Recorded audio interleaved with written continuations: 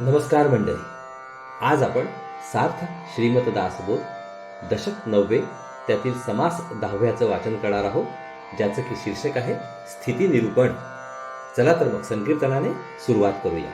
जय जय राम कृष्ण हरी, जय जय राम कृष्ण हरी, जय जय राम कृष्ण हरी, जय जय राम कृष्ण हरी, जय जय राम कृष्ण हरी, जय जय राम कृष्ण हरी, जय जय राम कृष्ण हरी, जय जय राम कृष्ण हरी, जय जय राम कृष्ण हरी, जय जय राम कृष्ण हरी, जय जय राम कृष्ण हरी, जय जय राम कृष्ण हरी. जय योगेश्वर श्रीकृष्ण की जय हो.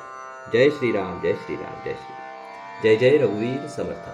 चला तर मग सुरुवात करूया. सार्थ श्रीमत दासबोध दशक 9 समास 10वा स्थिती निरूपण. या समासामध्ये श्री समर्थांनी परमार्थाचा साध्यदृष्ट्या आणि साधनदृष्ट्या समारोप केला आहे. परमार्थ अंतरंगाचा आहे, बहिरंगाचा नाही. येथे मुख्य अंतर्निष्ठा हवी. परमार्थामध्ये आपण जे ध्येय ठेवतो त्याच्याशी आपले अंतरंग तादात्म्य पावते. देवतांची भक्ती करणारा देवलोकास जातो, पितरांची भक्ती करणारा पितृलोकास जातो, भूतांची भक्ती करणारा भूतलोकास जातो. अर्थात निर्गुण परब्रह्माची उपासना करणारा स्वतः निर्गुण ब्रह्मरूप बनतो. श्रीमद भगवद्गीतेमध्ये भगवान श्रीकृष्ण स्वच्छपणे सांगतात की याती देवव्रता देवा पितृन यांती पितृव्रताः भूतानी यांती भूतेज्या यांती मद्याजिनो अपि माम. याचा अर्थ देवांची भक्ती करणारे देवलोकास, पितरांची भक्ती करणारे पितृलोकास, भूतांची भक्ती करणारे भूतास आणि माझी म्हणजेच ईश्वराची भक्ती करणारे मला येऊन पोहोचतात. भगवंताची ओळख करून घेण्यातच मानवी जन्माचे खरे सार्थक आहे. मीपणाचा शोध करता करता साऱ्या दृश्याचा निराश होतो. शेवटी शुद्ध आत्मा शिल्लक उरतो. अखेर सो अहम, मी तोच आहे असा साक्षात्कार होतो. हीच परमार्थाची खरी खूण समजावी. एखाद्या रंकास राज्यपद प्राप्त झाले म्हणजे त्याच्या जीवनात सर्व बाजूंनी बदल घडून येतो. त्याचप्रमाणे जीव ब्रह्मरूप झाला की त्याच्या जीवनात आमूलाग्र फरक पडतो. साधन करता करता साधक स्वतः साध्यरूप बनतो. मग त्यास काही करण्याचे शिल्लक उरत नाही. हरिओम. चला तर मग आता ओवी वाचनाला सुरुवात करूया. हरिओम. सार्थ श्रीमद दासबोध दशक 9 समास 10वा. ओवी वाचन करूया. श्रीराम, जय जय रघुवीर समर्थ. देऊळामध्ये जगन्नायक आणि देऊळावरी बैसला काक, परी तो देवाहून अधिक म्हणो नये की. परमार्थाची परीक्षा अंतरंगावरून करायची असते. बाहेरच्या परिस्थितीवरून व्यक्तीच्या अंतरंगात काय अवस्था आहे हे सांगता येत नाही. समजा एका देवळात देव आहे. त्या देवळाच्या शिखरावर एक कावळा बसला. देवापेक्षा उंच जागेवर कावळा बसला म्हणून कावळा देवापेक्षा श्रेष्ठ आहे असे कोणी म्हणत नाही. सभा बैसली राजद्वारी आणि मरकट गेले स्तंभावरी, परी ते सभेहुनी श्रेष्ठ चतुरी कैसे मानावे. समजा राजवाड्यात एक सभा भरली आहे. इतक्यात एक माकड सभा मंडपाच्या खांबावर चढून बसले. सभासद खाली बसलेले तर माकड वर बसलेले असते. पण शहाणे लोक त्या माकडाला सभासदाहून श्रेष्ठ मानत नाहीत. ब्राह्मण स्नान करून गेले आणि बखतैसेची बैसले, परी ते ब्राह्मणा परीस भले कैसे मानावे. काही ब्राह्मण तळ्यात स्नान करून काठांवर डोळे झाकून ध्यानस्थ बसले. तेथे काही बगळे तसेच डोळे झाकून बसले, तरी ते बगळे ब्राह्मणांपेक्षा श्रेष्ठ मानता येत नाहीत. ब्राह्मणामध्ये कोणी नेमस्त, कोणी झाले अव्याव्यस्त आणि स्वान सदा ध्यानस्थ, परी ते उत्तम नव्हे. ब्राह्मणांमध्ये काही नियमाने वागणारे तर काही अव्यवस्थित वागणारे असतात. पण कुत्रा सदा ध्यानस्थ बसल्याप्रमाणे डोळे झाकून बसतो, तरी तो ब्राह्मणाहून श्रेष्ठ मानता येत नाही. ब्राह्मण लक्ष मुद्रा नेणे, मार्जर लक्ष विषयी शहाणे, परी ब्राह्मणा परिस विशेष कोणे म्हणावे तयासी. एखाद्या वस्तूकडे अत्यंत एकाग्र लक्ष देण्याची सवय कित्येक ब्राह्मणांपाशी नसते. मांजर एखाद्या वस्तूकडे अत्यंत एकाग्र होऊन पाहू शकते, तरी ते ब्राह्मणांपेक्षा श्रेष्ठ मानता येत नाही.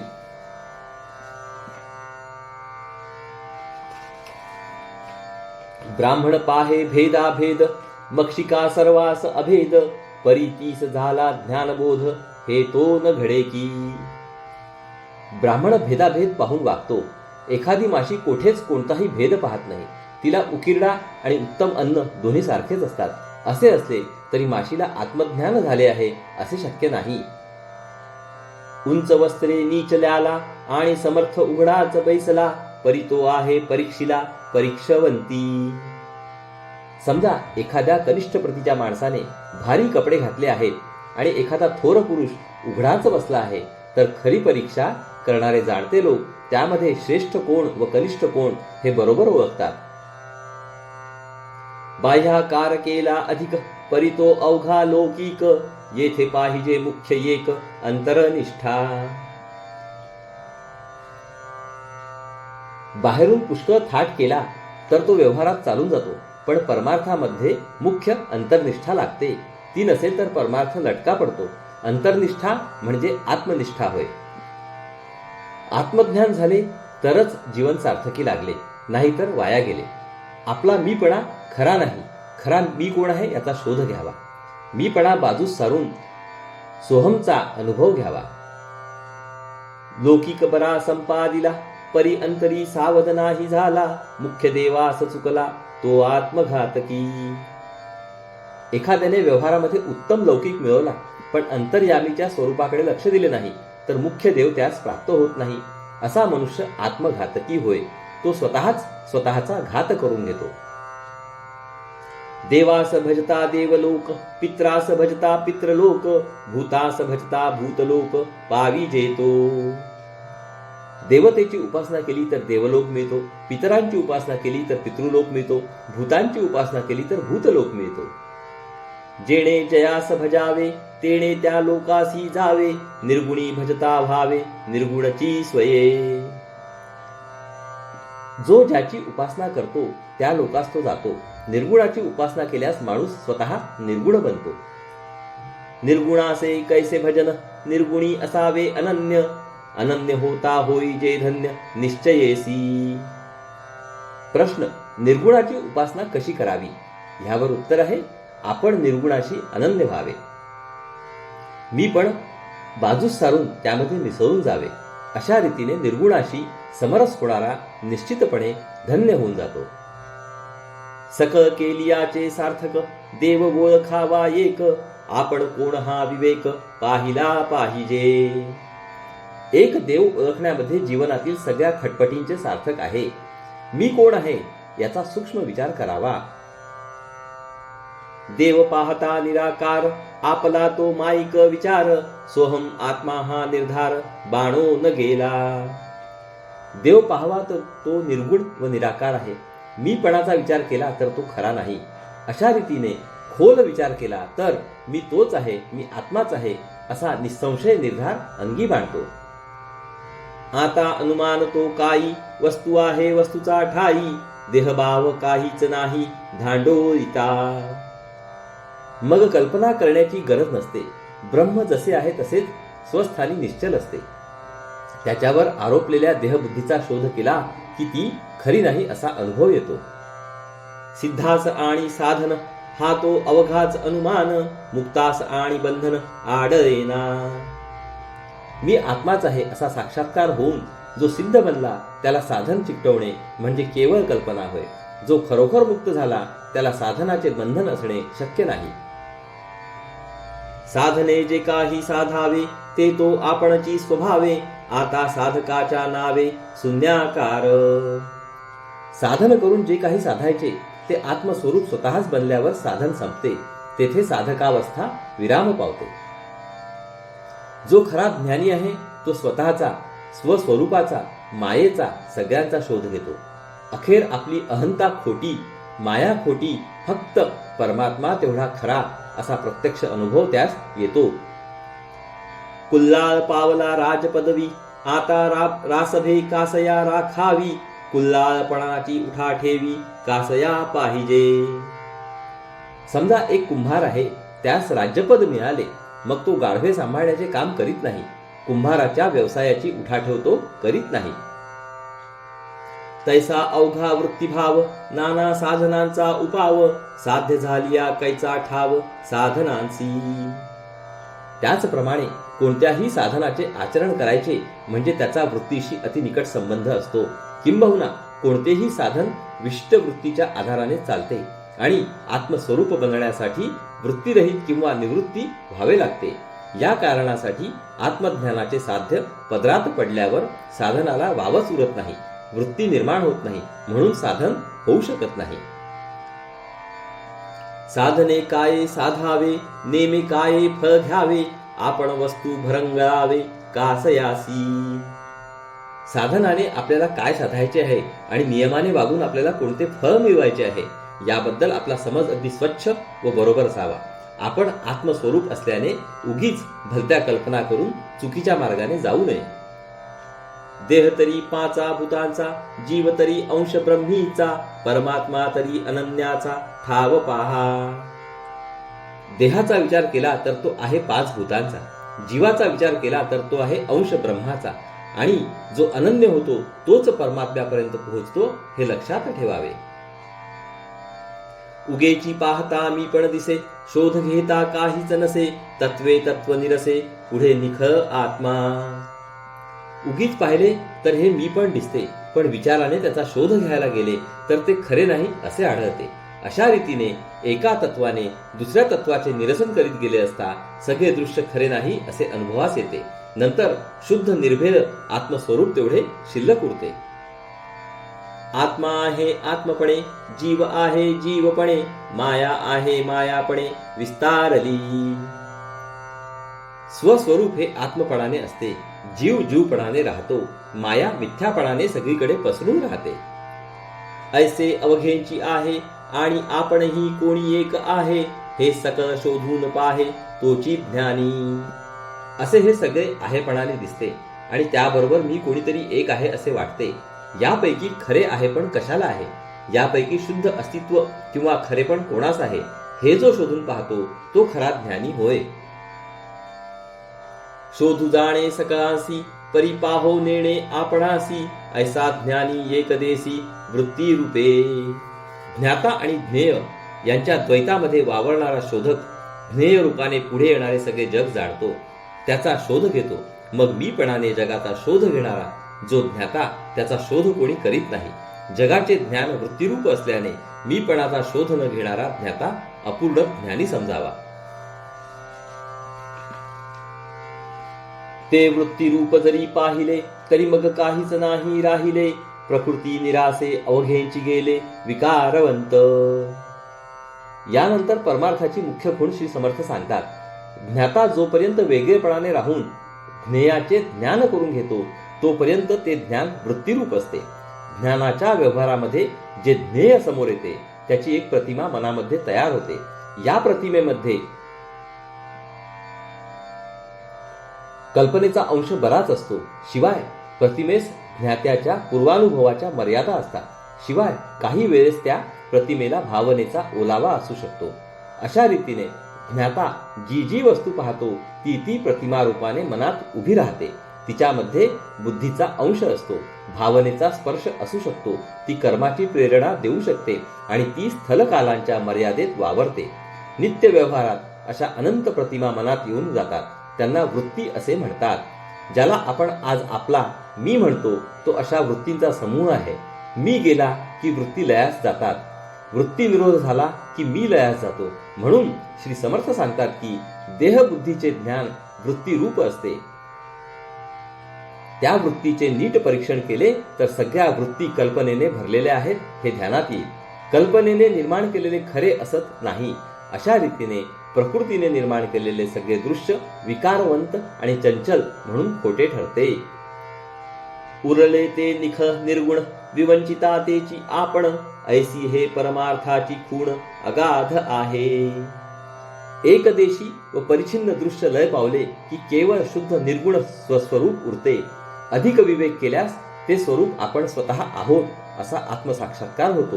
परमार्थाची अशी ही अत्यंत खोल व गहन खूण आहे. फळ एक आपण एक ऐसा नाही हा विवेक फळाचे फळ कोणी एक स्वयंची होईजे. परमार्थामधील विचार निराळा आहे. वस्तू जाणणारा ज्ञाता आणि जाणायची वस्तू ज्ञेय ही दोन्ही या विचारांमध्ये वेगळे राहत नाहीत. या विचारामध्ये ज्ञाता स्वतः ज्ञेयरूपच बनून जातो. ज्ञाता ज्ञेयाशी अनन्य होऊन हे ज्ञान घडते. रंक होता राजा झाला, बरे पाहता प्रत्यये आला, रंकपणाचा गलबला रंकी करावा. समजा एक भिकारी होता, तो राजा झाला. सगळे नीट पाहिल्यावर आपण खरोखरच राजे झालो आहोत असा प्रत्यक्ष अनुभव त्यास आला. मग भिकारीपणाची धडपड करणे त्याला शोभणार नाही. त्याचप्रमाणे आत्मज्ञानी पुरुष वृत्तीरूप ज्ञानाची धडपड करणार नाही. वेदशास्त्रे पुराणे नाना साधने निरूपणे, सिद्ध साधू ज्या कारणे नाना सायास करीती. वेद शास्त्रे पुराणे नाना प्रकारची साधने निरूपणे सिद्ध आणि साधू ज्याची प्राप्ती व्हावी यासाठी धडपड करतात. ते ब्रह्मरूप आपणची आंगे, सारा सार विचार प्रसंगे, करणे न करणे वाउगे काहीच नाही. ते ब्रह्मस्वरूप आपण स्वतःच आहोत असा साक्षात अनुभव आल्यानंतर कर्माची समस्या उरत नाही. प्रसंग आला असता सारासार विचार करून हे करणे बरे की ते करणे बरे, हे करणे योग्य का न करणे योग्य हा प्रश्नच लटका होऊन काही कर्तव्यच शिल्लक उरत नाही. रंक राजा आज्ञेसी भ्याले, तेची पुढे राजा झाले, मग ते भयेची उडाले रंकपणा सरीसे. एक गरीब माणूस राजाज्ञेला भीत असे. पुढे तो स्वतःच राजा झाला. राजा होता क्षणीच जशी त्याची गरिबी नाहीशी झाली तसे त्याचे भय देखील नाहीसे झाले. त्याचप्रमाणे आत्मज्ञान होईपर्यंत वेदशास्त्रांच्या आज्ञा पाळाव्या लागतात. पण साक्षात्कार झाल्यानंतर ज्ञानी पुरुष सर्व विधिनिषेधांच्या पलीकडे जातो. वेदे वेदाज्ञेने चालावे, सत्शास्त्रे शास्त्र अभ्यासावे, तीर्थे तीर्थास जावे कोण्या प्रकारे. आत्मज्ञानी पुरुष स्वतः वेदशास्त्रांचे मूळ बनतो, तीर्थस्वरूप होतो. वेदाने वेदांची आज्ञा पाळावी, वेदांत शास्त्राने शास्त्रांचा अभ्यास करावा, तीर्थाने तीर्थयात्रा करावी. हे घडणे तसे अशक्य व अयोग्य. तसेच ज्ञानी पुरुषाला दृश्याची बंधने किंवा मर्यादा घालणे योग्य नसते. अमृते सेवावे अमृत, अनंते पहावा अनंत, भगवंते लक्षावा भगवंत कोण्या प्रकारे. तसेच अमृताने अमृत प्यावे, अनंताने अनंत पहावा, भगवंताने भगवंताचे ध्यान करावे हे घडणे शक्य नसते. संते असंत त्यागावे, निर्गुणे निर्गुणासी भंगावे, स्वरूपे स्वरूपी रंगावे कोण्या प्रकारे. संत म्हणजे सदा सर्वत्र पूर्णपणे व्यापून असणारे ब्रह्मस्वरूप होय. असंत म्हणजे जे कधी नव्हते ते भासरूप होय. जे सदा आहेच त्याने जे कदा काही नाहीच नाही ते टाकावे. निर्गुणाने निर्गुणाचा भंग करावा, स्वस्वरूपाने स्वरूपामध्येच रंगून जावे हे घडणे शक्य नसते. अंजने ल्यावे अंजन, धने साधावे धन, निरंजने निरंजन कैसे अनुभवावे. अंजनाने स्वतःला अंजन घालावे, धनानेच धनाची प्राप्ती करून घ्यावी, शुद्ध परमात्म स्वरूपाने तशाच परमात्म स्वरूपाचा अनुभव घ्यावा हे घडणे शक्य नसते. साध्य करावे साधनासी, ध्येये धरावे ध्यानासी, उन्मने आवरावे मनासी कोण्या प्रकारे. जे स्वतः साध्य आहे त्यानेच साधना करावी, जे स्वतः ध्येय आहे त्यानेच ध्यान लावावे, जो उन्मन बनला आहे त्याने मन आवरावे. या गोष्टी घडणे शक्य नसते. सांगण्याचा भावार्थ असा की आत्मसाक्षात्कारी ज्ञानी पुरुष त्रिगुणांच्या आणि पंचमहाभूतांच्या कक्षेच्या पलीकडे गेलेला असतो. दृश्यामधील झाडून साऱ्या कल्पना तेथे लटक्या पडतात. आपण त्याच्याबद्दल जी जी काही कल्पना करू ती देहबुद्धीची असल्याने द्वैत प्रधान असते आणि तो तर संपूर्ण अद्वैत साम्राज्यात राहतो. म्हणून अशा परस्पर विरोधी भाषेने त्याच्या स्थितीची कल्पना द्यावी लागते. इति श्रीदासबोधे गुरुशिष्य संवादे स्थिती निरूपण नाम समास 10वा. अशा रीतीने श्रोते हो, येथे आपला दशक 9व्याचं वाचन आज संपूर्ण झालेलं आहे. समास 10वा संपलेला आहे आणि पूर्ण दशक 9वा सुद्धा संपूर्ण झालेला आहे.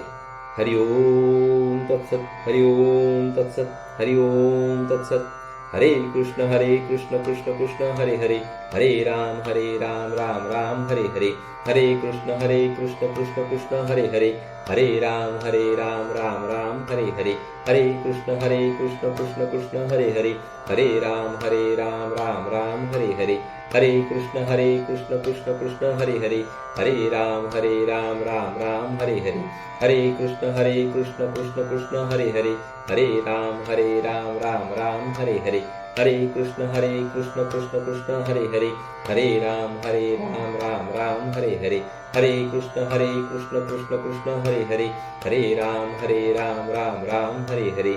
जय योगेश्वर श्री कृष्ण की जय हो. जय श्रीराम जय श्रीराम जय श्रीराम. जय जय रघुवीर समर्थ. चला तर मंडळी, पुढील भागात म्हणजेच दशक 10व्यामध्ये परत भेटू. नमस्कार. हरिओम हरिओम हरिओम हरिओम.